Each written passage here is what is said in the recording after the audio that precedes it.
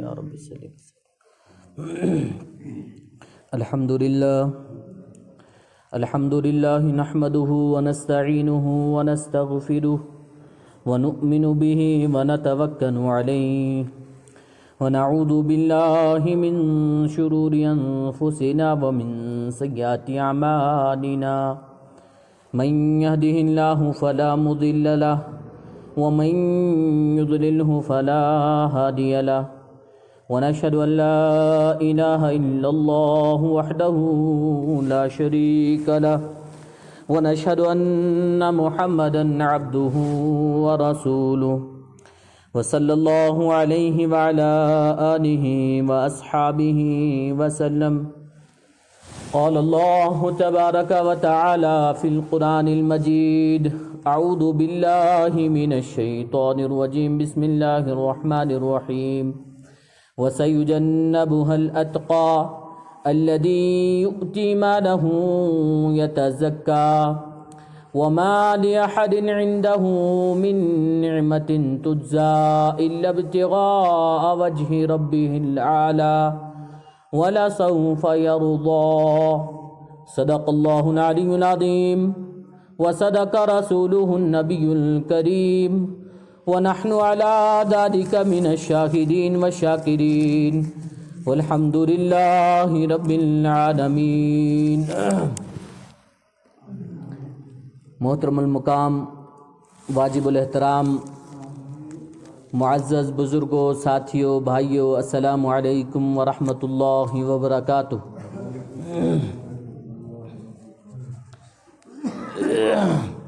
پروانے کو شمع، بلبل کو پھول بس، پروانے کو شمع، بلبل کو پھول بس، صدیق اکبر کے لیے خدا کا رسول بس صلی اللہ علیہ وسلم. اللہ رب العزت کا بے انتہا احسان، کرم اور فضل کہ جس اللہ نے ہم سب کو ایک مرتبہ پھر سے یہاں اپنے اس پاک گھر میں آنے کی توفیق اور سعادت نصیب فرمائی. اللہ رب العزت ہم سب کا یہاں پر بیٹھنا ہم سب کے لیے دنیا میں ہدایت اور آخرت میں نجات کا ذریعہ بنائیں. افضل البشر بعد الانبیاء ابو بکر الصدیق رضی اللہ تعالی عنہ کہ میرا اس جمعہ جو میں نے منتخب کیا، ایک موضوع جو ہماری آج کی بڑی ضرورت، خصوصاً ہمارے نوجوانوں کی بہت بڑی ضرورت ہے، کہ جس ہستی کا تذکرہ میں آپ حضرات کے سامنے رکھوں گا وہ کوئی معمولی ہستی نہیں ہے، کہ اللہ رب العزت نے دنیا کے نظام اور دنیا کے انسانوں کو بچانے کے لیے آخرت کے عذابات سے انبیاء علیہم السلام کی جماعت بھیجی، اور اس میں نبی اکرم صلی اللہ علیہ وسلم کو سب سے آخری نبی بنا کر دنیا میں مبعوث فرمایا. کہ میں نے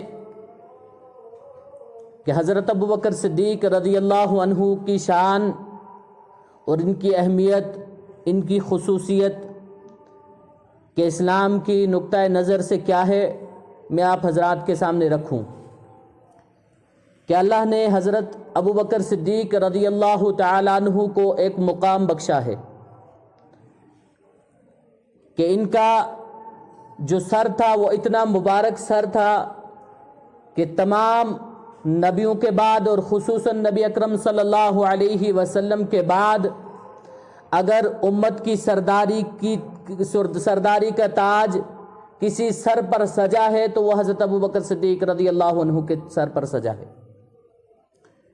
اور ان کے ایسے کندھے مبارک کہ جن پر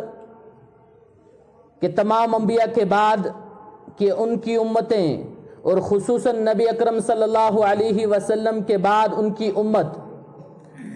کہ ان تمام امتوں اور خصوصاً اس امت کا جو ذمہ داری تھی اس کا تمغہ امتیازی، یہ تمغہ ذمہ داری ہم سمجھیں وہ حضرت ابو بکر صدیق رضی اللہ عنہ کے کندھے پر آیا ہے. کہ نبی اکرم صلی اللہ علیہ وسلم کے ساتھ حضرت ابو بکر صدیق رضی اللہ عنہ کی وفائیں کہ اگر ہم अहादीस मुबारका या सीरत की किताबें उठाकर देखेंगे कि हर पहलू में नबी अकरम के सल्लल्लाहु अलैहि वसल्लम के साथ खड़ा हुआ या बैठा हुआ शख्स हमें मिलेगा, वो हज़रत अबू बकर सिद्दीक़ रज़ी अल्लाह ताला अन्हु मिलेंगे। कि हज़रत अबू बकर सिद्दीक़ रज़ी अल्लाह अन्हु की वफ़ाएँ, कि ऐसी वफ़ाएँ और अपनी वफ़ा की ऐसी दास्तानें इन्होंने रकम करी हैं, ये करवाई हैं कि इनकी दास्तानें पढ़ करके वफ़ा को भी अपने ऊपर शर्मिंदगी होती है कि मैं सिर्फ एक नाम हूँ और मेरी जो तारीफ़ है उसका असल जो तकाजा है हज़रत अबू बकर सिद्दीक़ रज़ी अल्लाह अन्हु ने पूरा करके दिखाया। ये चीज़ आज की ज़रूरत इसलिए है कि नबी अकरम सल्लल्लाहु अलैहि वसल्लम के साथ हज़रत अबू बकर सिद्दीक़ रज़ी अल्लाह अन्हु की जो वफ़ाएँ हैं, इन वफ़ाओं को आज उम्मत भूल करके और बहुत सारी ऐसी ताकतें कि जो उनकी वफ़ाएँ और उनकी जो कारगुजारियाँ, जो उनके कारनामा है, ये जो सारी चीज़ें थी उनको तब्दील करके आज के नौजवानों के सामने रख रही है और एक अलग नक्शा ला करके हमारे सामने रखा जा रहा है।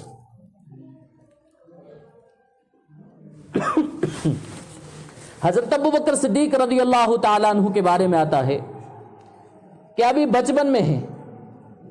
और बचपन ही से अल्लाह ने इनकी फितरत ऐसी रखी थी कि इनको बुतों के साथ बड़ी नफरत थी। चुनाचे रिवायतों में एक वाक़ा दर्ज है कि ये बचपन में है, इनके वालिद इनको हाथ पकड़ करके बुत खाने में ले गए जहां पर लोग बुतों की पूजा करते थे। और ये तो आपने हज़ार बार सुना होगा कि कितने बुत थे और कैसी कैसी उनकी परस्तिश और हालात उस वक्त के कैसे थे कि हज़रत अबू बकर सिद्दीक़ रज़ी अल्लाह अन्हु को इनके वालिद हाथ पकड़ करके बुत खाने में ले गए। और रिवायतों में आता है कि जब ये वहां पहुंचे हैं, ये जाकर के खड़े हुए बुत के सामने कि मुझे खाना दे, जवाब कोई नहीं। और फिर से दूसरा सवाल कि मुझे पहनने के लिए कपड़े दे, जवाब कोई नहीं। और ये हम समझ सकते हैं पत्थर का बुत कुछ कर सकता नहीं है कि हज़रत इब्राहीम अला नबीना अलैहि सलातो वस्सलाम का कुरान ने उनका वाक़ा नकल किया है। अल्लाह रब्बुल इज़्ज़त ने सारा वाक़ा सुनाया है, हमारे ज़रिए कुरान के ज़रिए हम तक पहुँचाया है। इसी तरह का हज़रत अबू बकर सिद्दीक़ रज़ी अल्लाह अन्हु के बारे में आता है कि इन्होंने एक पत्थर उठाया, जब जवाब कोई ना मिला पत्थर उठाया, बुत तोड़ दिया। अब जब बुत टूटा है, इनके वालिद उस्मान बिन आमिर जिनकी कुन्नियत अबू कुहाफा, रिवायतों में आता है कि दौड़ करके बच्चे को पकड़ा और डांट जो तंबी थी उस तरीके की थी या उस हिसाब से उनकी तंबी भी की। रिवायतों में आता है बड़े आग बगोला हुए, पकड़ा हाथ से घर में ले आए, घर ला करके अपनी अहलिया को बुलाया, आओ अपने बच्चे के कारनामे देखो, ये तेरा बच्चा है, इसने ये कारनामा किया है, कल को हम किसको मुंह दिखाएंगे। रिवायतों में आता है कि जब इनकी अहलिया, इनका नाम सलमा है, कि बाद में जाकर के भी मुसलमान हुई हैं और सहाबिया होने का शरफ इनको भी मिला है। रिवायतों में आता है कि इन्होंने जब अपने खावंद हज़रत अबू बकर सिद्दीक़ रज़ी अल्लाह अन्हु के चेहरे पर जो गुस्से के आसार और उनका चेहरा आग बगूला हो रहा था कि देखा, ये भी डर गई कि पता नहीं क्या माजरा हुआ होगा। पूछा मसला क्या है, माजरा क्या है, क्या आप इतने आग बगोला हो रहे हो, आप इतने परेशान हो लग रहे हो, मसला असल क्या है।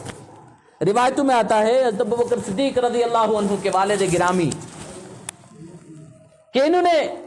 सुनाया इसका वाक़या कि मसला ये हुआ कि इसने जाकर के एक पत्थर से बुत को तोड़ दिया। अब मामलात हमारे खराब हो सकते हैं, क्योंकि उस वक्त लोग अपने उन बुतों को खुदाई दर्जा देते थे, अपने माबूद होने का दर्जा देते थे कि अब यहां पर तो मसला पेश आ जाएगा कि मुझे लोग पकड़ेंगे कि तेरे बेटे ने बुत तोड़ दिया।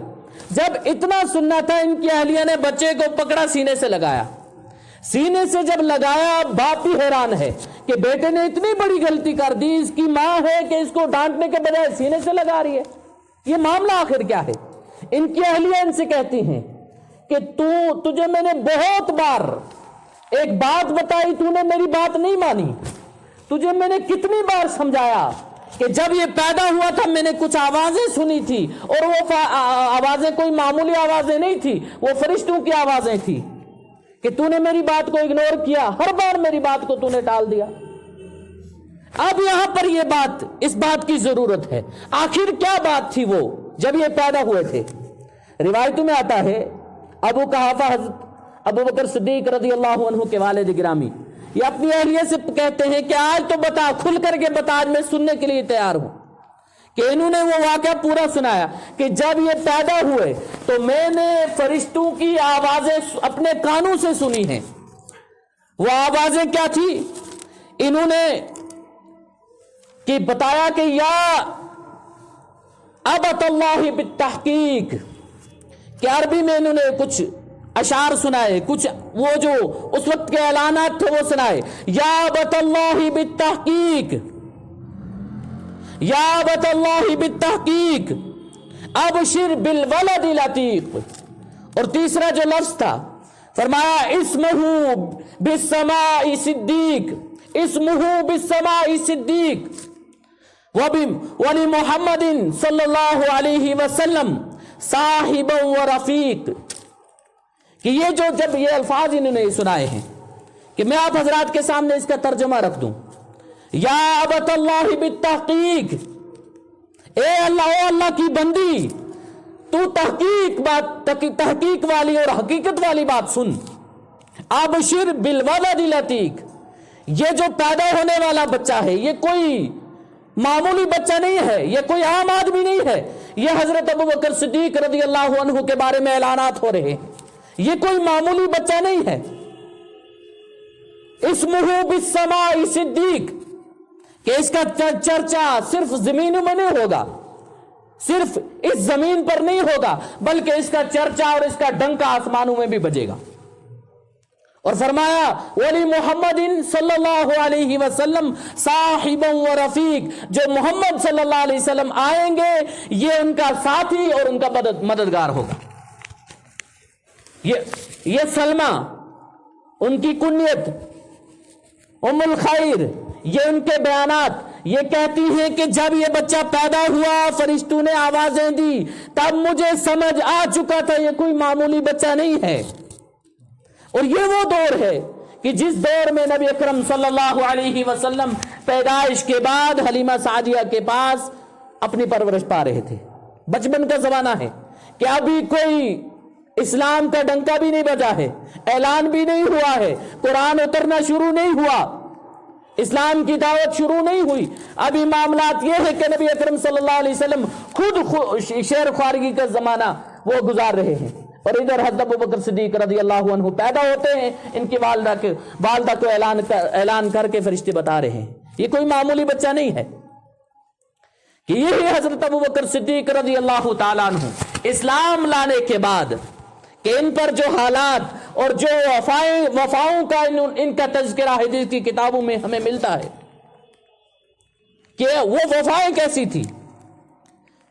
اسلام لایا، نبی اکرم صلی اللہ علیہ وسلم کی خدمت میں آئے، آ کر کے فرمانے لگے یا رسول اللہ صلی اللہ علیہ وسلم میری تسلی کے لیے نبوت کی کوئی دلیل دے دیں، کہ جس سے مجھے کوئی تسلی ہو جائے، آپ کوئی ایسی دلیل دے دو کیا آپ اللہ کے نبی ہو؟ نبی اکرم صلی اللہ علیہ وسلم نے فرمایا ابو بکر تو ملک شام کے سفر پر تھا، تجارتی سفر تھا، تجھے ایک خواب، رات کو ایک خواب آئی، تو نے رہبر سے اس کا جا کر کے اس خواب کی تعبیر پوچھی ہے، اللہ نے وہ خواب مجھ پر کھول دی ہے، میں تجھے خواب نہ سنا دوں کہ تو نے فلاں جگہ پر جو خواب دیکھی، اور تو نے صرف ایک راہب کو وہ خواب دکھائی، وہ خواب سنائی کہ اس کی تعبیر تو نے لے لے، اللہ نے وہ خواب مجھ پر ایسی کھول دی ہے، تجھے اس کی دلیل میں یہ خواب میں بتا دوں، سنا دوں کہ تو نے کون سی خواب دیکھی۔ اتنا سننا تھا حضرت ابو بکر صدیق رضی اللہ تعالیٰ عنہ نبی اکرم صلی اللہ علیہ وسلم پر کے ہاتھ مبارک پر کلمہ پڑھ کر کے ایمان والے بنتے ہیں۔ اور یہاں سے ان کا ایک الگ جو سفر ہے بڑا عجیب و غریب گزرا ہے، کہ حضرت ابوبکر صدیق رضی اللہ تعالیٰ عنہ مالی اعتبار سے کہ اس وقت کی 5 ریشم کی فیکٹریاں 6 ریشم کی فیکٹریاں ان کی چلتی تھی اس وقت کے لحاظ سے، آج کی اربوں اور خربوں کی مالیت، کہ 6 فیکٹریاں ان کی خود کی اور ان کا بزنس اسی کا کہ نبی اکرم صلی اللہ علیہ وسلم کے ہاتھ مبارک پر اسلام قبول کر لیا، اس کے بعد 6 سے 5، 5 سے 4، 4 سے 3 ہوتے ہوتے آخر ایک وقت وہ آیا کہ سارا مال نبی اکرم صلی اللہ علیہ وسلم کے قدموں میں لا کر ڈھیر کر دیا۔ آزمائشیں اب جب ایمان لا چکے ہیں، آزمائشیں یہاں سے ان کی شروع ہوئی ہیں۔ روایتوں میں آتا ہے کہ کفار نے ہر طریقے سے ان کو آزمایا ہے، ہر کوئی اذیت جو ان کی نظر میں ان کے لیے سخت سے سخت ہوئی، ان کو اذیت پہنچائی ہے۔ گھر میں بیٹھے ہیں، قرآن کی تلاوت کر رہے ہیں، اعلان نبوت کے بعد قرآن اترنا شروع ہو چکا ہے، وحی آنی شروع ہو چکی ہے، گھر میں بیٹھے ہیں قرآن کی تلاوت کر رہے ہیں۔ اب اس قرآن میں، اس کلام میں ان کے کفار کے بتوں کی، ان پر جو چھریاں چل رہی ہیں، ان پر جو کوڑے چل رہے ہیں، یہ کفار باہر سن کر کے ان کو ہضم نہیں ہوا کہ قرآن میں جو بتوں کی نفی ہے، جو شرک کی نفی ہے، یہ جو باقی ساری بہت ساری چیزیں، بہت سارے رسومات اور رواجات اور اس وقت کے، ان کی جو نفی قرآن بیان کر رہا تھا، حضرت ابوبکر صدیق تلاوت کر رہے ہیں، کفار کو راس نہیں آیا، ہضم نہیں ہوا کہ ہمارے خلاف یہ ساری باتیں آ رہی ہیں، یہ ساری کی ساری باتیں ہم جو کام کرتے ہیں اسی کے بارے میں ہیں۔ ہم بتوں کی پوجا کرتے ہیں، قرآن اس کی نفی کر رہا ہے، ہم معبود بناتے ہیں، قرآن اس کی نفی کر رہا ہے، ہم نے 360 بت لا کر کے اپنے معبود بنا کر کے رکھ لیے، قرآن کہتا ہے اللہ ایک ہے اور معبود صرف وہی ہے۔ کہ حضرت ابوبکر صدیق رضی اللہ عنہ پر کفار نے آ کر کے حملہ کیا ہے، اتنا مارا، روایتوں میں آتا ہے اتنا مارا کہ حضرت ابوبکر صدیق رضی اللہ عنہ کے سر کا جو چمڑا تھا اتنا کمزور ہو چکا تھا، ان کے بالوں کی جڑیں اتنی کمزور ہو چکی تھی، ام الخیر ان کی والدہ ان کو کنگھی کرتی، کنگھی میں سارے بال آ جایا کرتے تھے کہ ہر طرح کی اذیت۔ نبی اکرم صلی اللہ علیہ وسلم مطاف میں قرآن کی تلاوت کر رہے ہیں، وہاں بھی یہی معاملہ، کفار بیٹھ کر کے سن رہے ہیں کہ یہ کیا پڑھا جا رہا ہے، یہ پڑھا کیا جا رہا ہے، یہ کلام کون سا کلام ہے، یہ ہم نے یہ جو سنا ہے یہ پہلی بار اترا ہے، ایسا تو ہم نے کوئی کلام سنا نہیں جس میں ساری باتیں ہمارے خلاف۔ نبی اکرم صلی اللہ علیہ وسلم قرآن کی تلاوت کر رہے ہیں، روایتوں میں آتا ہے عقبہ بن ابی معیب، یہ بڑا سخت قسم کا آدمی اور بڑا مالدار، سرداروں میں اس کی گنتی، روایتوں میں آتا ہے کہ اس کے کندھے پر ایک چادر نبی اکرم صلی اللہ علیہ وسلم کے گلے میں ڈال دی اور گلے میں چادر ڈال کر کے گھسیٹنا شروع کر دیا، یہاں تک کہ روایتوں میں آتا ہے وہ شور، وہ گل سن کر کے ادھر کے ادھر کے آواز لڑکے وہاں کے جمع ہو گئے جو اس کی تائید میں اس کا ہاتھ پکڑ کر کے اس کو چادر کو کھینچتے کہ نبی اکرم صلی اللہ علیہ وسلم کو نعوذ باللہ قتل کر دیا جائے، ایسے معاملات۔ اور روایتوں میں آتا ہے حضرت ابوبکر صدیق رضی اللہ عنہ اپنے گھر میں بیٹھے ہوئے ہیں، شور سنا، گل سنا، باہر دوڑتے ہوئے، آج کی تحقیق کے مطابق علماء نے لکھا ہے کہ اس وقت کا جو دور تھا، یا جو اس وقت کی کنسٹرکشن تھی، یا جو اس وقت کا جو وہ وہاں پر نظام تھا کہ پتھر، ریت اور اس طرح وہاں پر پہاڑ، کہ ہٹا کٹا آج کا کوئی آدمی اگر اس وقت کے دور کے اعتبار سے آج کے حساب سے بھی چلتا ہے، اس کو 7 اور 8 منٹ لگ جاتے ہیں۔ کہ حضرت ابوبکر صدیق رضی اللہ عنہ کہ بجلی کی طرح گھر سے نکلے، حضرت محمد صلی اللہ علیہ وسلم کے قریب آ کر کے کھڑے ہو گئے، دیکھا کہ آپ صلی اللہ علیہ وسلم کو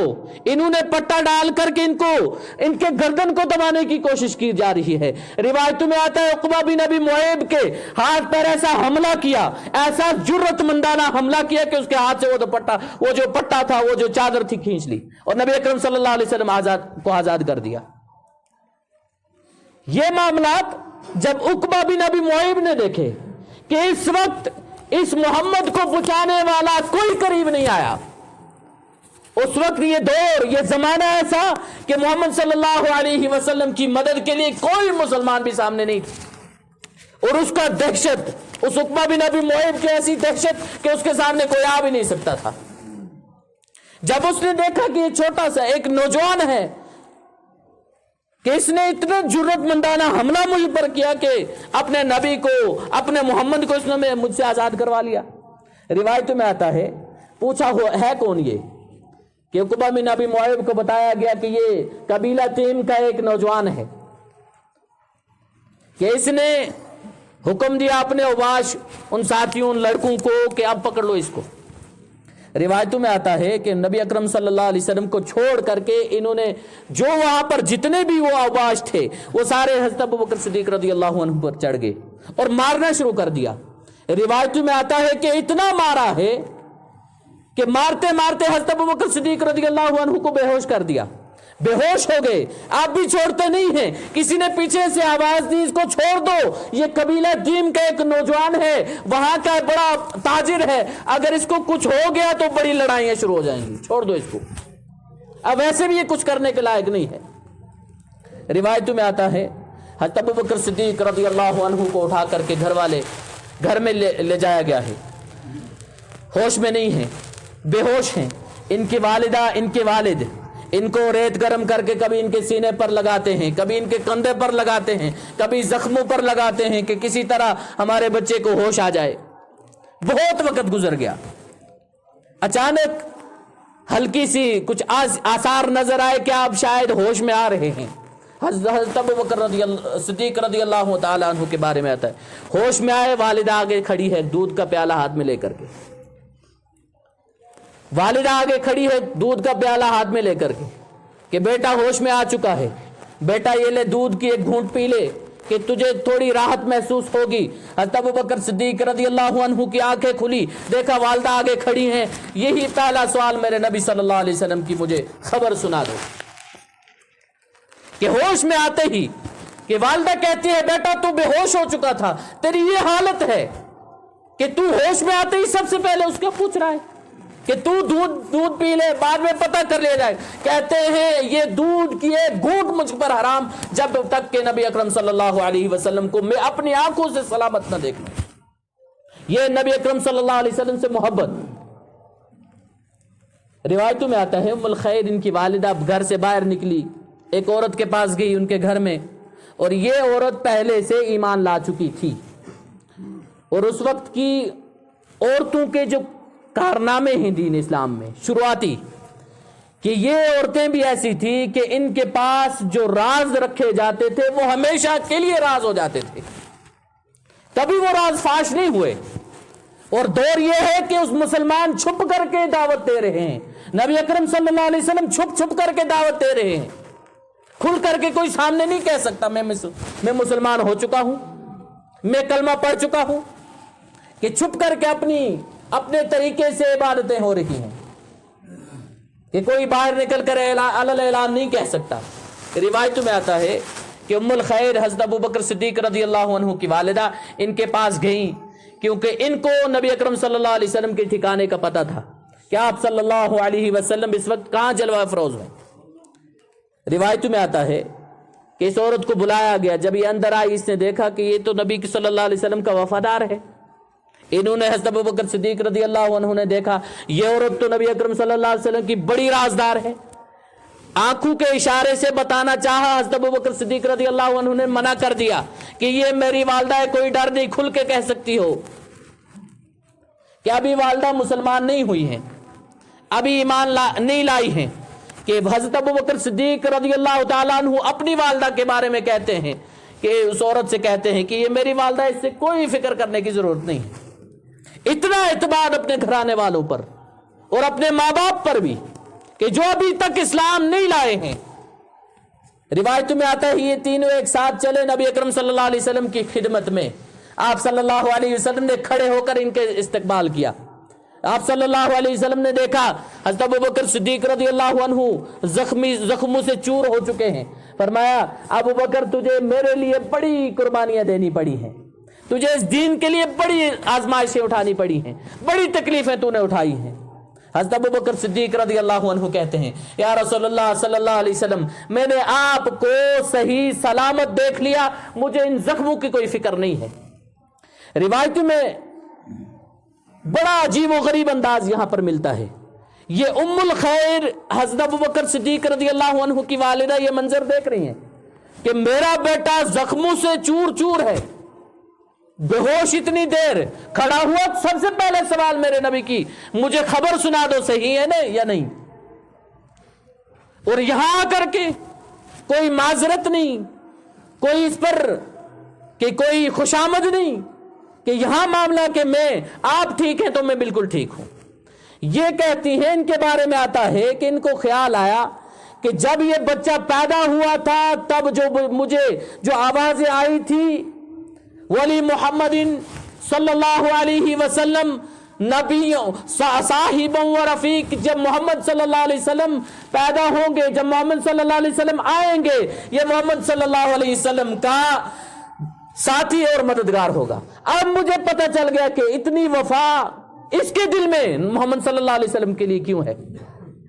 یہ کہتی ہیں، ان کے بارے میں آتا ہے کہ اپنے بیٹے سے کہتی ہیں، اپنے محمد سے کہہ کر کے مجھے بھی اسلام میں داخل کر لو، مجھے بھی کلمہ ان کا پڑھوا دو، اسلام میں داخل ہوگی۔ اور یہ حضرت ابوبکر صدیق رضی اللہ عنہ، ان کے جو قربانیاں ہیں اسلام کے لیے، اگر ہم اٹھا کر کے دیکھیں پتہ چلے گا معاملات کیسے ہیں ان کے معاملات، اربوں اور خربوں کے اس وقت کے حساب سے مالیت ان کے پاس، اور مالدار کہ گھر سے مال اٹھایا، مال کو دیکھا، دل میں خیال آیا ابوبکر تو اس مال کا کیا کرے گا، یہ مال تجھے کہاں نفع دے سکتا ہے، یہ مال تجھے بچا کہاں سکتا ہے، اگر تو اس کو نبی اکرم صلی اللہ علیہ وسلم کے لائے ہوئے دین کی آبیاری کے لیے خرچ کر لے تو کہیں جا کر کے تجھے نفع دے گا۔ روایت میں آتا ہے سارا مال اٹھایا، دیکھا اس وقت جو غلام جو مسلمان بنے ہوئے تھے ان میں کچھ غلام تھے، حضرت بلال، حضرت حارث، زنیرہ رضی اللہ تعالیٰ عنہ، اور اسی طرح نادیہ، کہ یہ غلام مسلمان بن چکے تھے، ابھی مگر کفار کی غلامی میں ہیں، ان کی سرپرستی میں ہیں، ان پر ظلم کے اور ان پر اذیت اور آزمائشوں کے پہاڑ توڑے جا رہے ہیں، کہ بڑے غریب اور نادار ہیں کہ یہ اپنا مال دے کر کے اپنے آپ کو غلامی سے آزاد نہیں کرا سکتے۔ حضرت ابوبکر صدیق رضی اللہ عنہ نے سارا مال اٹھایا، ایک ایک کر کے ان کفار کے دروازے پر جا کر کے دستک دی کہ کتنا مال تمہیں چاہیے، اس غلام کو چھوڑ دو، کہ انہوں نے اپنی من مرضی کا مطالبہ کیا کہ سارا مال خرچ کر کے وہ سارے وہ جو غلام تھے اس وقت کے سارے آزاد کروا کر کے یہ کے بعد دیگر نبی اکرم صلی اللہ علیہ وسلم کی خدمت میں لا کر کے پیش کر دیے۔ اب یہ بات عام ہوگی، ان کے والد کے پاس پہنچی، عثمان بن عامر حضرت ابوبکر صدیق رضی اللہ عنہ کے والد کے پاس، کہ ان کے بیٹے نے سارا مال خرچ کر کے غلام آزاد کروا دیے۔ بلایا، بلا کر کے پاس بٹھایا، بیٹا تو نے جو مال تھا یہ تو نے سارا مال برباد کر دیا، ضائع کر دیا، کہ یہ جو تیرا اتنا مال تھا، اگر تو کہ غلام کون ہیں، انہوں نے غلاموں کے نام بتائے، پتہ چلا یہ جو سارے کے سارے غلام ایسے ہیں کہ جن کے جسموں پر ہڈی ہے تو گوشت نہیں ہے، وہ بھی ان ظالموں نے نوچ لیا ہے۔ پتہ چلا یہ کسی کام کے ہیں نہیں، کہ تو ان غلاموں کو تو آزاد کروا کر کے تو لایا ہے، تو ان سے کیا کام لے گا؟ اگر تو کوئی صحیح جسم والا، تندرست، کوئی ذہانت والا غلام لاتا، تیرے تجارت میں تیرا وہ بازو بنتا، وہ تیرا ساتھی بنتا۔ روایتوں میں آتا ہے یہاں بات بڑھتے بڑھتے اتنے آگے بڑھی کہ ان کے والد عثمان بن عامر جو ابھی تک ایمان نہیں لائے ہیں، مذہب اسلام، دین اسلام، اللہ اور اللہ کے رسول کی مخالفت میں بہت ساری باتیں کر دی۔ جب یہ باتیں حضرت ابوبکر صدیق رضی اللہ عنہ نے سنی ہے، اپنے والد کو تھپڑ مار دیا۔ یہ کوئی چھوٹا جرم نہیں ہے، یہ کوئی معمولی جرم نہیں ہے کہ والد ہے جس کا مقام تو اللہ نے بیان کر دیا قرآن میں کہ تم اپنے والد کے سامنے اف تک بھی نہیں کہہ سکتے، تم ان کو جھڑک بھی نہیں سکتے، کہ ان کے سامنے تم نے اپنے بازوؤں کو نرم کر کے رکھنا ہے اور ان کے لیے دعائے رحمت کرنی ہے، کہ قرآن نے تو والدین کا بڑے حقوق بتا دیے۔ یہاں پر مسئلہ کہ ابوبکر صدیق رضی اللہ عنہ نے اپنے باپ پر ہاتھ اٹھا دیا۔ روایتوں میں آتا ہے یہ بات پھیلتے پھیلتے نبی اکرم صلی اللہ علیہ وسلم تک پہنچ گئی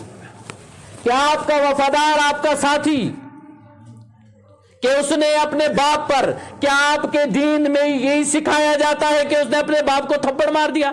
روایتوں میں آتا ہے حضرت ابو بکر صدیق رضی اللہ عنہ کی جب خبر نبی اکرم صلی اللہ علیہ وسلم تک پہنچی، آپ نے ان کو بھی اور ان کے والد کو بھی بلا دیا۔ بلانے کے بعد پوچھا